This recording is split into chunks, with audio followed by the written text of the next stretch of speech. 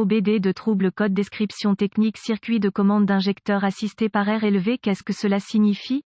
Ce code de diagnostic DTC est un code générique de groupe motopropulseur, ce qui signifie qu'il s'applique aux véhicules équipés d'OBD2 qui ont un injecteur de carburant à assistance pneumatique. Les marques de véhicules peuvent inclure Sensi Limited, Subaru, Jaguar, Chevy, Dodge, VW, Toyota, Honda, etc., mais n'apparaissent principalement que sur les véhicules Subaru et Jaguar. Bien que génériques, les étapes de réparation spécifiques peuvent varier selon la marque, le modèle, le moteur. L'injecteur assisté par air est similaire à un injecteur de carburant normal, tout comme son nom l'indique, il utilise l'air pour aider à atomiser le carburant qui est injecté, pulvérisé. Dans la plupart des cas, cet injecteur particulier est utilisé pour aider au démarrage à froid. Lorsque votre moteur est froid, il nécessite un mélange air-carburant plus riche, plus de carburant. Pour démarrer, l'atomisation qui se produit lorsque de l'air est introduit dans un injecteur normal est souhaitée simplement parce qu'elle facilite une pulvérisation plus uniformément répartie. Cela est important car, de manière générale,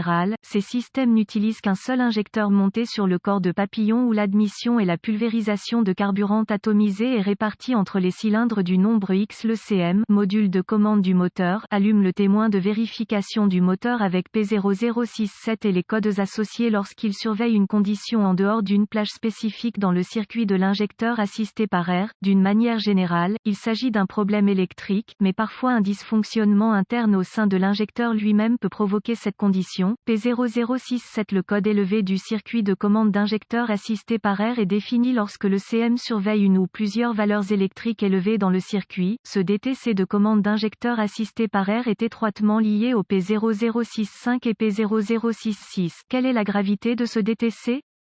Je dirais que la gravité de ce code est modérée à faible. En effet, cela n'affectera pas les performances globales du moteur à une température de fonctionnement normale. Cela étant dit, il faudra éventuellement y remédier, car des démarrages à froid constant avec un mélange éventuellement pauvre pourraient causer de graves dommages à long terme. Quels sont certains des symptômes du code? Les symptômes d'un code de moteur P0067 peuvent inclure, difficile de démarrer lorsque le moteur est froid, fumeur, performance médiocre à froid, mauvais allumage du moteur, mauvaise consommation de carburant. Quelles sont certaines des causes courantes du code? Les causes de ce code peuvent inclure, faisceau de câblage cassé ou endommagé, fuite de vide dans l'injecteur ou dans les flexibles, collier fusible, relais défectueux, injecteur de carburant à assistance pneumatique défectueux, problème de CM, problème de broche, connecteur, par exemple, corrosion, surchauffe, etc. Quelles sont les étapes de dépannage? Assurez-vous de vérifier les bulletins de service technique (BST) pour votre véhicule. L'accès à un correctif connu peut vous faire économiser temps et argent lors du diagnostic. Outils. Chaque fois que vous travaillez avec des systèmes électriques, certains des outils de base qui sont une bonne idée d'avoir sont lecteur de code OBD, multimètre, jeu de douille de base, jeu de clé à cliquet et clé de base, jeu de tournevis de base, serviette de chiffon, d'atelier, nettoyeur de borne de batterie, manuel d'entretien, conseil de sécurité, laisser moteur froid, roue de craie, portée de l'épi, équipement de protection individuelle. Étape de base, croisillon 1. Reportez-vous à votre manuel d'entretien pour l'emplacement de l'injecteur sur votre marque et votre modèle particulier. La plupart du temps, vous pouvez trouver l'injecteur monté sur le corps de papillon lui-même. Parfois, les conduites de vide, joints autour de la fuite de l'injecteur provoquant son fonctionnement en dehors de la plage souhaitée. Faites particulièrement attention ici car ce serait le meilleur des cas. La fixation des flexibles, joints sous vide est généralement peu coûteuse et facile à réparer. Moteur tournant, écoutez tout sifflement anormal autour de ces tuyaux indiquant une fuite. Si vous savez comment utiliser une jauge à vide, vous voudrez surveiller le vide dans le système d'admission pendant que le moteur tourne. Enregistrez vos résultats et comparez-les à votre valeur spécifique souhaitée. Remarque. Remplacez tous les flexibles d'aspiration fissurés. Ce sont des problèmes qui attendent de se produire et si vous remplacez des tuyaux, vous devriez inspecter le reste pour vous éviter un futur mal de tête. Étape de base N°2. Testez votre injecteur.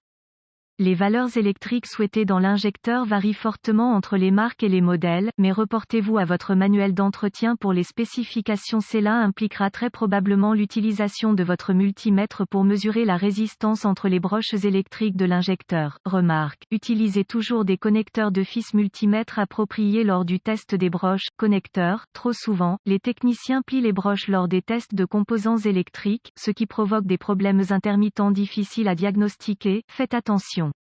Conseil de base N°3. Localisez le connecteur électrique sur l'injecteur, inspectez la corrosion ou les défauts présents, réparez ou remplacez si nécessaire. Étant donné l'emplacement de l'injecteur, le harnais peut être acheminé autour de certaines zones étroites où des frottements peuvent se produire. Assurez-vous que le harnais et les fils sont en bon état et sont correctement fixés. Remarque. Assurez-vous de déconnecter la batterie avant d'effectuer toute réparation électrique. Étape de base N°4. Testez le circuit de l'injecteur. Vous pourrez peut-être déconnecter le connecteur de l'injecteur lui-même et l'autre extrémité de l'ECM. Si cela est possible et facile dans votre cas, vous pouvez vous assurer que vous obtenez une continuité dans les fils dans le circuit. Généralement, vous utiliserez un multimètre et testerez la résistance dans le circuit particulier. Un autre test que vous pourriez faire est un test de chute de tension. Il déterminera l'intégrité du fil. Étape de base N°5. Selon les capacités de votre outil d'analyse, vous pourrez peut-être surveiller le fonctionnement de l'injecteur assisté par air pendant que le véhicule roule. Si vous pouvez surveiller les valeurs réelles et les comparer aux valeurs souhaitées spécifiques, cela pourrait vous aider à déterminer ce qui se passe.